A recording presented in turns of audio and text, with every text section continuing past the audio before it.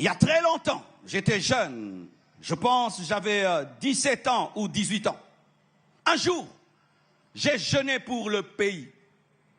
2 jours à sec, sans boire ni manger. C'était ma première rencontre avec le serpent. Mes frères, je faisais des jeûnes pour recevoir l'onction, des jeûnes pour faire des miracles, des prodiges. Je n'avais pas de telles expériences. Je fais un jeûne de 2 jours à sec. Le 2e jour, je suis fatigué et je dors par terre. Mes frères, je vois un serpent tout noir sortir du plafond, commencer à descendre, à descendre, à descendre vers moi. Plus il descendait, plus il voulait me paralyser. Et j'ai dit, Jésus, ce serpent a disparu. Et je me suis dit, je suis en train de prier pour le pays. Et en ces temps-là, mes frères, prier pour le pays, c'était quelque chose de tertiaire, de secondaire. Mais j'étais poussé par l'esprit à le faire. Mais je n'ai jamais oublié. J'ai prié pour le pays et un serpent est venu pour me mordre. Et je l'ai chassé au nom de Jésus.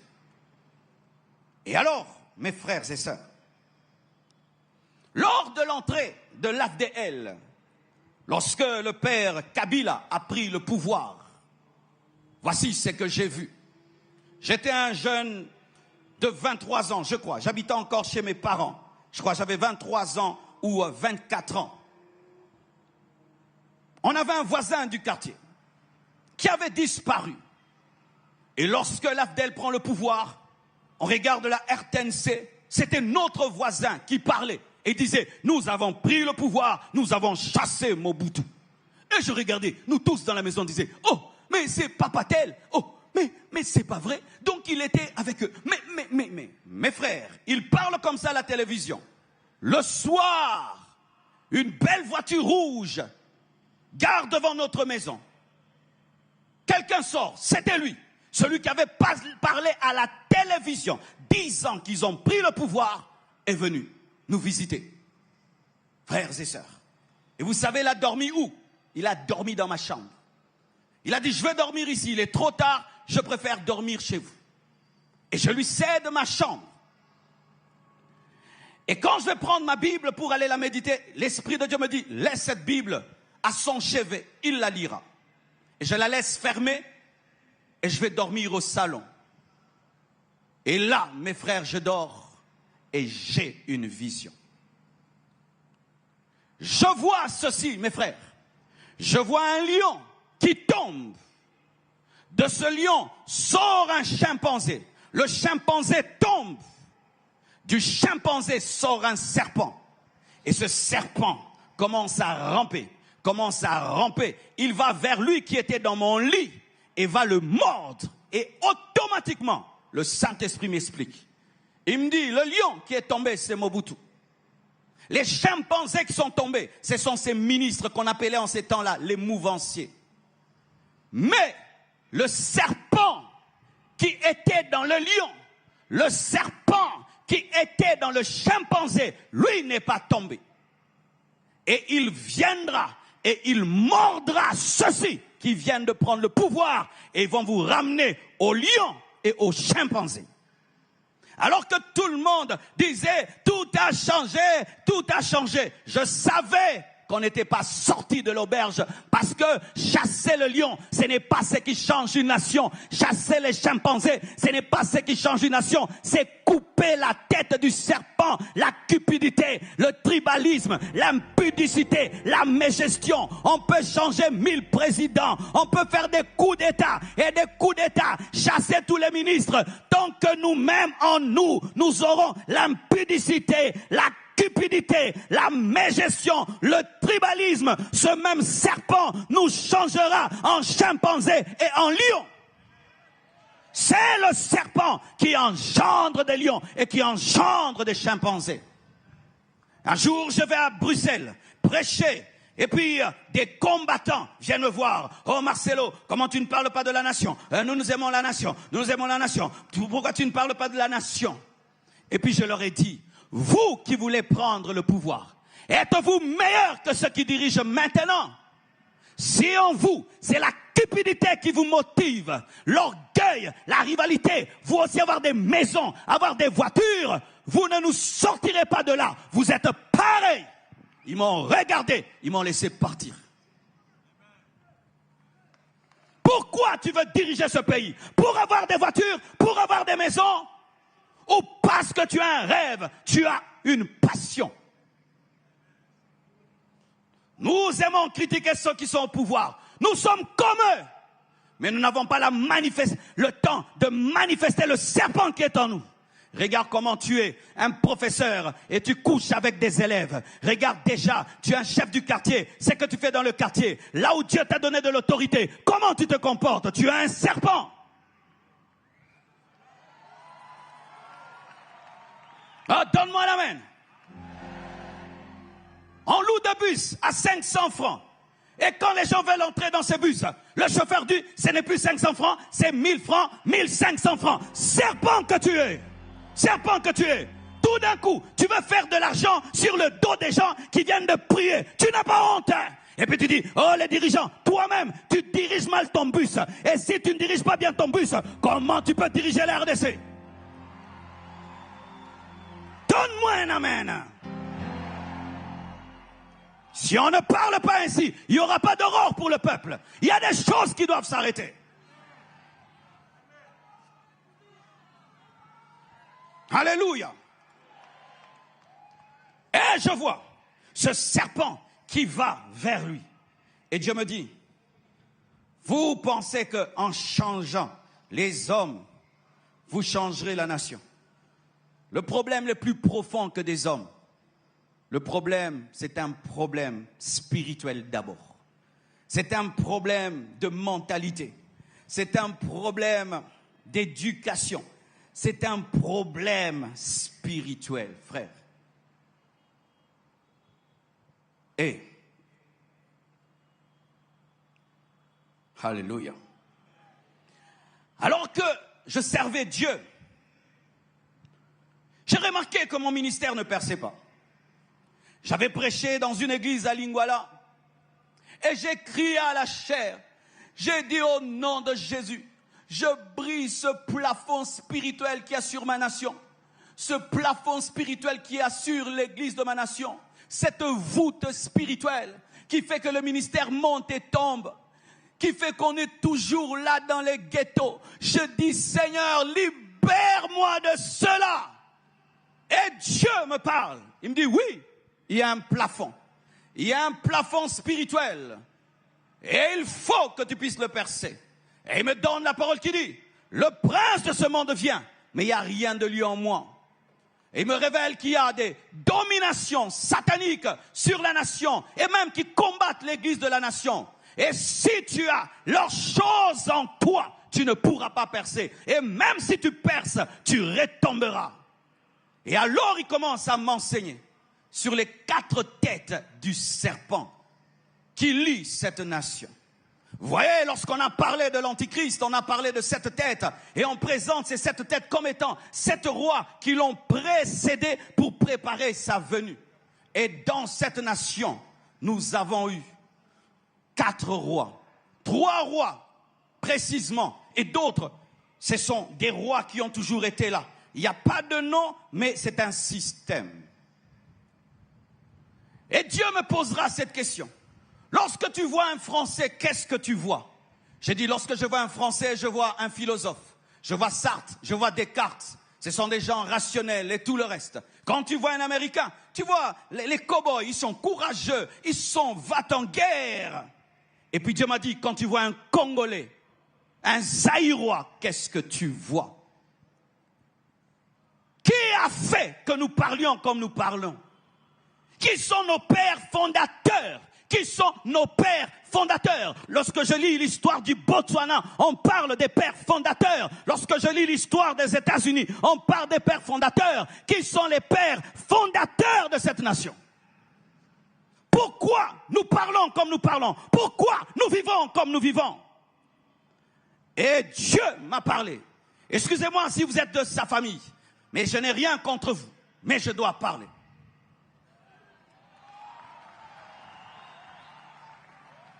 Et il m'a parlé de Wemba. Wemba.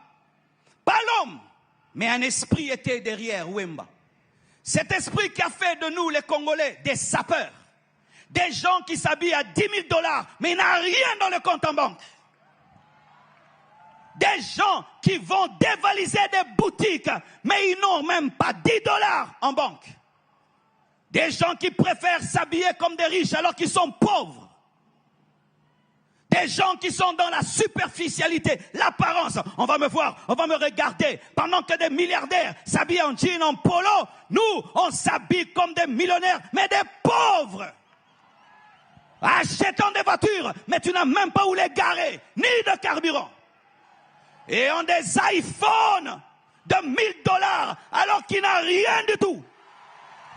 L'apparence, et l'apparence, et l'apparence. Et marcher comme ça, et marcher comme ça. Mais tu n'es pas infirme. Mais comment on marche? Comme des... Que Dieu te libère de cet esprit qui était derrière ce roi.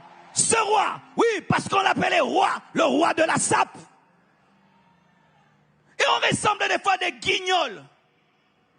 Il fait chaud, tu es en cuir, en manteau, c'est de la folie. De la folie, c'est une honte, c'est une honte.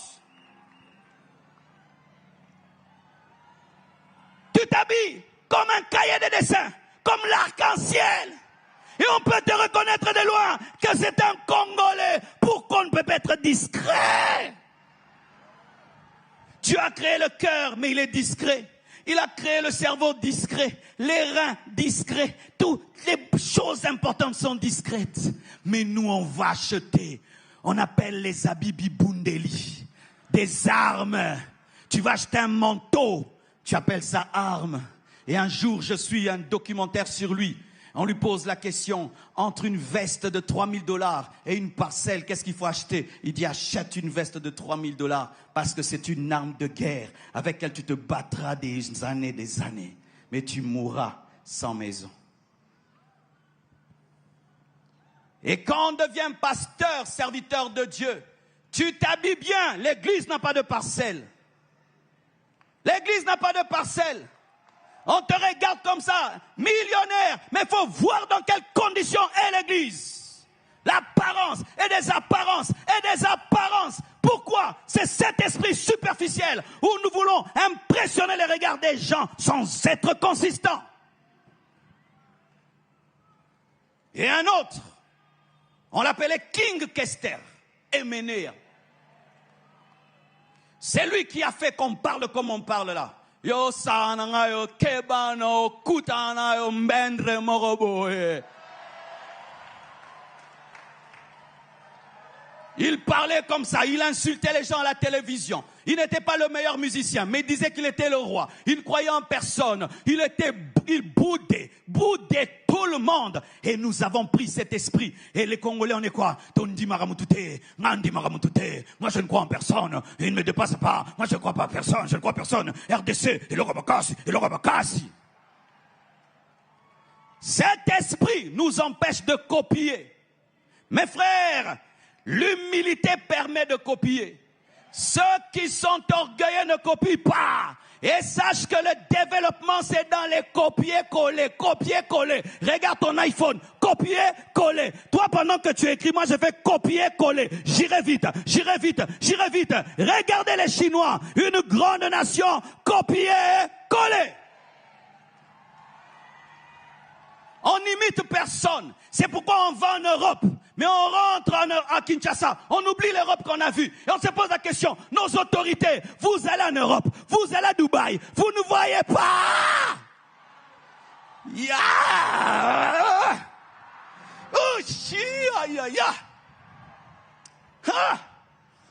Bloquez cela trop. Tu prends un avion à Charles de Gaulle, tu vois l'aéroport. Mais quand tu atterris chez nous, ça ne te dérange pas qu'il fasse aussi noir. Ça ne te dérange pas que ça sente aussi mauvais. Comment nous oublions ces pays où nous allons chaque année? Esprit de Eménéa. On ne copie pas. Copions même l'aéroport de Brazzaville. L'aéroport de Brazzaville, copions. Même dans le ministère, on ne copie pas. Un jour, je vois un homme de Dieu. Il a une église de 300 personnes. Et il me parle du bishop Sanogo. Il dit, mais il enseigne quand même bien, hein, mais je ne vois rien là-bas. J'ai dit, vraiment, toi, t'es fou. Tu n'as même pas le 1/100 de ce qu'il a.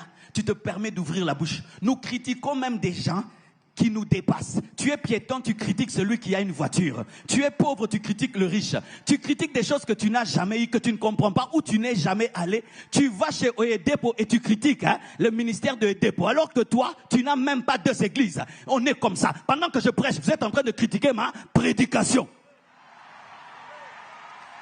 C'est ça, l'esprit de MNA. Tu viens dans une action au bout de Motei.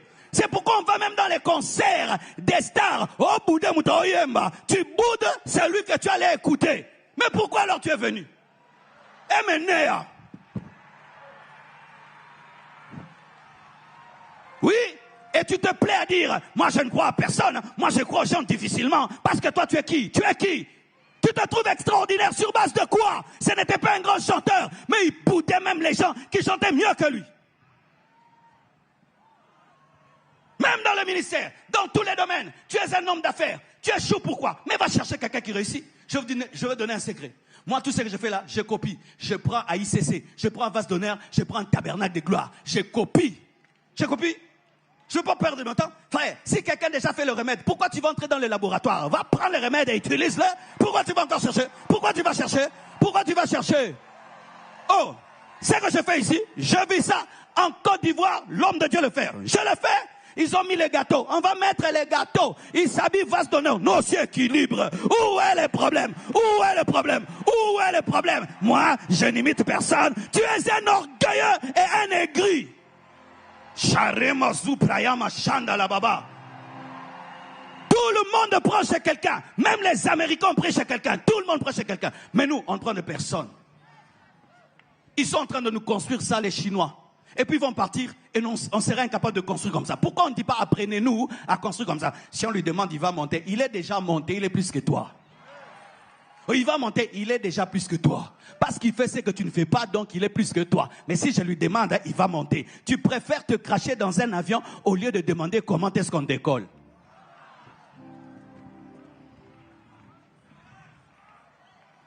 Troisième roi, les chefs coutumiers. Oui, quand tu vois l'Angleterre, ils sont bâtis par des rois. Et tu vois, en Angleterre, tout est ordonné. C'est classe, parce que c'est la royauté qui a fait les Anglais. S'il vous plaît, puis-je, est-ce que, sorry, c'est la royauté anglaise. Vous voyez, quand la reine d'Angleterre est morte, vous voyez que l'éducation des Anglais, même s'ils peuvent être un peu bizarres, mais tellement que ceux qui les ont engendrés sont corrects, classe. Tu vois, quand on dit anglais, c'est classe. Ils prennent le thé en faisant ça. Il y a le thé du matin, le thé du soir, le thé de ceci, les Anglais. Mais nous, les chefs coups, c'est pourquoi même s'il y a la saleté, on ne voit pas. Même si ça sent mauvais, on ne sent pas. On monte sur les chaises du stade, on les casse.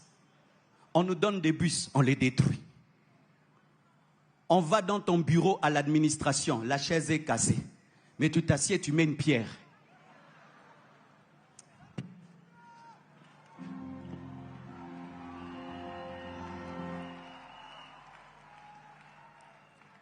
On jette les bouteilles dans les caniveaux.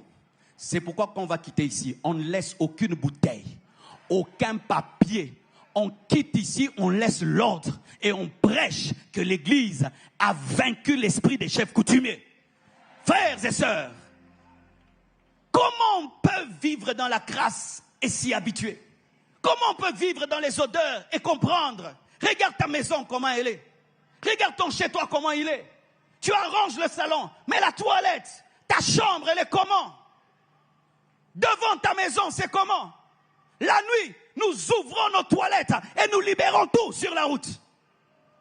Nous jetons des bouteilles dans les caniveaux. Nous jetons les papiers partout. Pourquoi? La saleté. Parce que les chefs coutumiers n'ont pas un esprit d'excellence. Il y en a qui sont rares, mais en général. Et ce qui fait, que tu peux être là. Tu as un esprit de chef coutumier. Tu as un esprit de Wera. Tu as un esprit plutôt de Wemba. Tu as un esprit de Nyarkos. Et qu'est-ce qui va t'arriver dans ta destinée?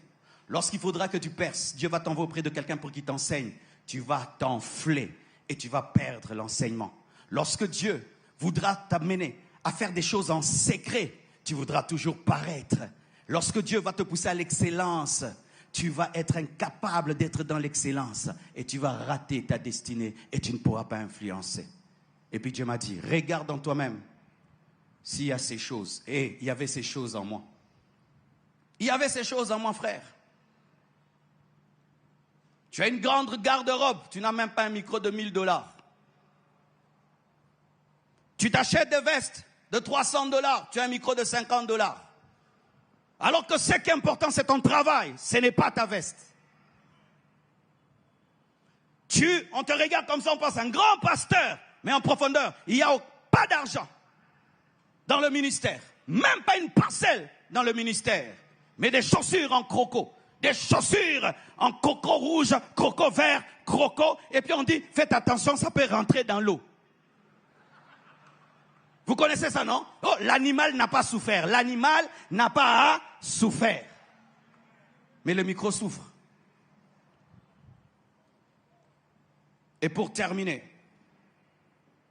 celui qui a établi vraiment les principautés dans cette nation, c'est Mobutu, le léopard. Je ne cite pas les noms pour créer des problèmes, mais nous devons étudier notre histoire, mes frères. Parce que si je parle en l'air comme ça, vous ne comprendrez pas. Mobutu. Et Mobutu, c'est lui qui a amené l'esprit du léopard. J'ai vu cet esprit, mes frères, cette semaine.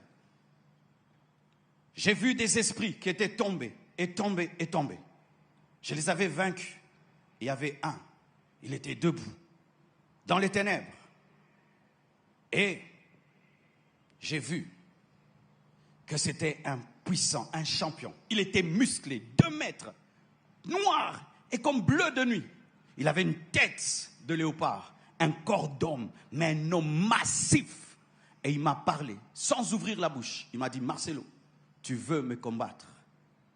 Et c'est quand j'ai compris que dans notre nation, des pactes ont été faits avec l'esprit du léopard. Et lorsque tu étudies le léopard, c'est un animal méchant. C'est un animal qui vit seul. Et c'est ce qui fait que lorsque quelqu'un a une bonne volonté, il veut être un bon leader. Quand il prend le pouvoir, l'esprit du léopard l'attaque.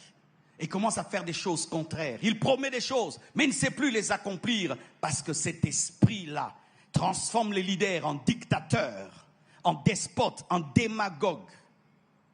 Où les personnes changent. Et c'est quand j'ai eu compassion de nos dirigeants. Vous savez, pendant un temps, on leur demandait des choses. Allez, faites. Mais quand j'ai compris l'entité spirituelle qui les combat, mes frères, sans Jésus, ils ne peuvent rien. Ils ne peuvent rien. C'est-à-dire que tu arrives dans un terrain miné qui est déjà consacré à un esprit qui est plus fort que toi. Tu peux venir avec des bonnes volontés, des bonnes intentions, mais c'est plus fort que toi. C'est pourquoi nous devons prier pour nos dirigeants. Nous devons prier pour nos dirigeants. C'est pourquoi la Bible nous dit de prier pour nos dirigeants. Parce qu'ils affrontent des puissances maléfiques que peut-être toi tu n'affrontes pas. Parce que eux ont en face d'eux celui qui règne sur la nation. Je t'assure, mon frère, tu es chrétien là. Et tu peux dire, si je dirige le Congo, je ferai ceci, cela. Si tu n'es pas un vrai chrétien, comme on nous a prêché, un témoin, un homme grand, au lieu d'être un homme riche, un homme testé, tu viendras avec des bonnes volontés, mais cette entité-là te paralysera. C'est pourquoi l'Église, au lieu de maudire les dirigeants, au lieu de les insulter, nous devons prier pour eux, nous devons intercéder pour eux, afin que la puissance de Dieu les aide à résister à ces entités. Alléluia! C'est quand un patriote prend le pouvoir, il veut changer les choses, il meurt. Pourquoi? Cette entité ne veut pas des personnes qui refusent d'être méchantes, d'être injustes. Et alors, frères et sœurs, quel genre d'homme peut vaincre cet esprit Ce sont des hommes qui sont morts à eux-mêmes. Comment Jésus-Christ a vaincu le serpent? C'est en mourant. Ce ne sont que des chrétiens qui sont morts à eux-mêmes. Tu n'as plus de propre ambition. Ta vie ne compte plus. C'est Jésus et Jésus seul que tu peux vaincre. Jésus a dit, le prince de ce monde vient, mais il n'y a rien de lui en moi. Que tout ce qui est de toi puisse mourir, afin de vaincre cet esprit-là. Et reconnais devant Dieu, si ces choses sont en toi, pleure que Dieu les tue, que Dieu les tue. Des chrétiens vivant à eux-mêmes, qui n'ont pas renoncé à eux-mêmes, qui n'ont pas accepté le brisement, la vraie transformation par la parole et par le Saint-Esprit, ne peuvent vaincre ce serpent parce qu'ils ont ces choses. Jésus a dit, vous êtes menteurs comme votre père Satan est menteur. Les fils de Séva ont voulu chasser les démons, ils ont été tabassés par les démons parce qu'ils avaient les choses des démons en eux. Nous devons tuer ces choses afin de vaincre cet esprit. Que ce soit les pasteurs, les politiciens, les professeurs, les députés, les sénateurs, chacun de nous, nous devons tuer ces choses. Quand j'étudie l'histoire du Botswana, parce que c'est proche de nous, j'ai vu que les pères fondateurs du Botswana avaient tué la cupidité. Ils avaient tué l'égoïsme. Il est au pouvoir et il prépare la place de l'autre. Et il part en paix. Et celui qui arrive là, il ne détruit pas ce que l'autre a fait. On croirait des frères en Christ. C'est comme l'homme de Dieu Greg a dit. La spiritualité est bonne, mais il faut avoir des valeurs chrétiennes. Ils ont les valeurs de céder le pouvoir dans la paix, de préparer la relève, de préparer pour les nouvelles générations. Et aujourd'hui, le Botswana a décollé parce que les pères fondateurs avaient tué le serpent dans leur vie. Et voici l'image que j'aimerais vous donner. Afin de vous montrer l'importance, mes frères, d'accepter le travail de la parole et du Saint-Esprit en nous, pour que nous soyons des tueurs des géants. Car si nous ne le faisons pas, notre nation court à sa perte. Frères et sœurs, face au feu de la gêne, Dieu allume le feu de la Pentecôte. Face au serpent de Pharaon, Dieu envoie le serpent de Moïse. Face à l'autel de Baal, il y a l'autel de l'Éternel. Et il faut des hommes qui ont tué en eux ce qui peut nourrir le serpent. Le cancer vit en toi tant que tu vis. Si tu meurs, le cancer meurt parce qu'il a besoin de la vie pour vivre. Et si nous mourons nous-mêmes par la parole et par le Saint-Esprit, il n'aura rien en nous car nous serons morts. Ce sont les hommes morts à eux-mêmes, à leur égoïsme, à leur intérêt, à leur passion qui développent une nation. Où tu peux accepter, tu construis pour les autres, tu n'en profites pas, mais tu laisses une descendance et tu laisses un héritage. J'ai besoin de ces bien-aimés et de ces bouteilles pour vous expliquer dans quelle situation nous sommes. Rapidement, s'il vous plaît. Je peux avoir un piano, oui. On va chuter là. Voici la situation eschatologique et géopolitique de notre nation. Un jour, je voyageais. Et à côté de moi, il y avait un homme blanc. Il avait une carte. Et j'ai regardé dans sa carte. C'était une carte de la RDC, mais que je ne connaissais pas. Il y avait des minéraux. Il avait une connaissance des minéraux, des zones minières de la RDC, que moi, je ne connaissais pas. Pendant que nous vendons des maisons et nous vendons des parcelles pour aller en Europe, il y a des étrangers qui vendent tout chez eux pour venir au Congo. Pourquoi ça? Et pourquoi ça? Les bouteilles qu'ils ont représentent des minéraux. Dans le sol, le sous-sol, la faune et la flore. Et la petite fille, elle est là? Rapidement. Et souvent, lorsque j'avais fait cette démonstration à l'université de Mbuji-Mayi, c'était la première fois que j'ai donné ce message à l'université de Mbuji-Mayi, lorsque Mbuji-Mayi était une puissance. N'ayez pas peur. Elle a une bouteille d'eau pour elle. Ah oui, très bien, une grosse bouteille. Vous avez des petites bouteilles, c'est ça vraiment la RDC. Alors regardez, ceci symbolise les autres nations et les autres continents. Et elle symbolise la RDC. Souvent lorsque nous regardons la RDC, nous pensons que c'est un grand gaillard. Mais quand tu regardes son indépendance, c'est comment nous sommes encore jeunes. Nous sommes encore jeunes. Ouvrez vos bouteilles et commencez à boire. Et toi, n'ouvre pas.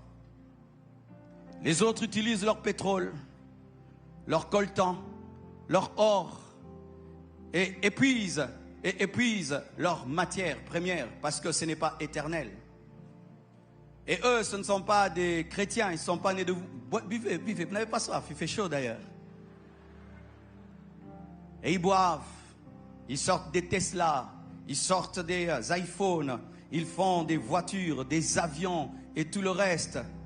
Et pendant qu'ils le font, nous avons notre coltan. Mais plusieurs ici n'ont jamais vu un coltan. Qui a déjà vu le coltan ici? Tu as vu ça sur Internet. Tu as déjà touché ça. Qui a déjà touché un diamant ici? Tu as vu sur Internet. Tu n'as jamais touché. Qui a déjà touché l'or? Tu as vu sur Internet. Tu n'as jamais touché. Nous avons l'or sous nos pieds, les diamants sous nos pieds, le coltan sous nos pieds, bien fermés. On n'exploite pas. On n'a pas des industries capables de transformer cela. Mais eux, ils épuisent. Ils épuisent. Buvez, frère. Finissez maintenant. Et là, je parle déjà à la fin des temps. Vous savez, la Bible dit à la fin des temps, personne ne pourra acheter ni vendre sans avoir la marque de la bête. Pour que cette parole s'accomplisse, il faut avoir un haut niveau technologique. Sachez que la bête aura besoin d'une grande technologie. Et à la fin des temps, la technologie va devenir une source de guerre. Déjà même, regardez aujourd'hui des drones qui bombardent. La guerre entre l'Ukraine et la Russie, c'est la technologie. Et ils ont fini de boire. Et quand j'ai fini de boire et que toi tu as de l'eau, qu'est-ce que je fais? Je viens chez toi. Et je viens chez toi. Et puis je viens chez toi. Et puis encerclez là. Je viens chez toi. Et je viens chez toi. Et ils sont plus intelligents, plus sages. Ils ont fait des meilleures études. Ils ont plus d'expérience. Et elle, c'est une petite fille. Et on peut lui dire, je te donne $100, tu me donnes la bouteille. Je te donne $10, tu me donnes la bouteille. Des contrats et des contrats, des contrats et des contrats, mais qu'on fait avec une petite fille qui n'a rien compris. Avant de signer, il faut réfléchir.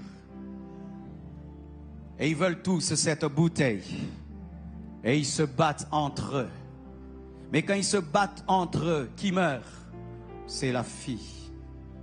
Les Congolais sont en train de mourir à l'Est. Pourquoi? À cause de ça.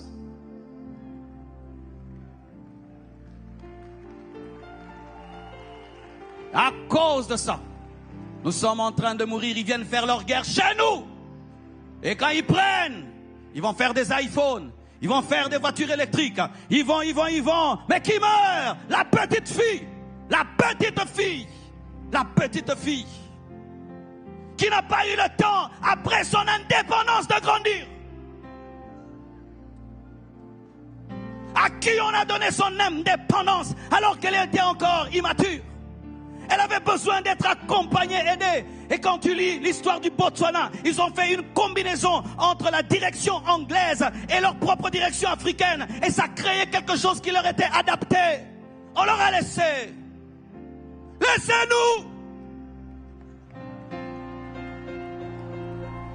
Laissez-nous.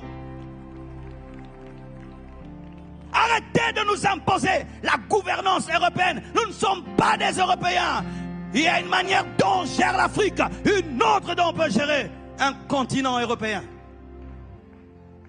Et ils se battent. Et elle, qu'est-ce qu'elle va faire? Qu'est-ce qu'elle va faire? Qu'est-ce qu'elle va faire? De quoi a-t-elle besoin? Elle a besoin de ses frères. Elle a besoin de ses sœurs. Elle a besoin de ses pères. Elle va crier papa, maman, yaya, n'est-ce pas? Le Congo crie yaya, on n'entend pas. Maman, Et quand quelqu'un commence à parler comme je parle, oh tais-toi, tais-toi. Vous ne faites que taire les gens. Mais alors vous parlez à ma place. Parlez à ma place alors. Toujours faire taire les gens. Dans une nation où le silence, c'est ça le mot d'ordre, vous périrez. Vous périrez. On aime bien lire l'histoire des autres. Mais on ne veut pas écrire nous-mêmes l'histoire comme l'a dit l'apôtre Ivan. Et quand ça, on dit quoi? Lui le fera, lui le fera, lui le fera. En attendant, elle meurt. Elle meurt. Lui, il se lèvera. L'enfant de l'autre se lèvera. Le papa de l'autre se lèvera. Si les païens ont peur de se lever, l'Église doit se lever. Et voilà, un vient. Un patriote rempli du Saint-Esprit qui a vaincu le serpent, qui a vaincu la cupidité. Il vient et il dit non, ma nation. Non, ma nation, ce contrat-là n'est pas bon. Non, non, non, non, non. Mais comme il est seul, on le frappe et il meurt. Et quand il meurt, ça terrorise ceux qui sont là-bas, qui veulent monter. Kofi! Et tout d'un coup, une doctrine sort. Les choses du Congo, il ne faut pas entrer. Hein? Arrêtez ça. Courageux en tout. Mais dans les choses essentielles, on n'a pas de courage. Et au lieu qu'ils aient peur, on prêche, n'ayez pas peur. Quand tu es chrétien, que tu vives, que tu meurs, il y a une place qui t'est réservée au ciel. C'est l'héritage de tes enfants. C'est l'héritage de tes enfants. Nos enfants se moqueront de nous demain. Nos enfants se moqueront de nous demain. Lorsque vous étudiez l'histoire de l'Amérique, les vrais Américains, ce sont les peaux rouges. Où sont les peaux rouges aujourd'hui? Ils sont dans des casernes, en train de prendre de l'alcool, pendant que leur pays est dirigé par des hommes du monde entier. Il n'y a même pas une banque congolaise aujourd'hui. Même pas une banque congolaise. Ici, même pas une seule banque. Les supermarchés étrangers.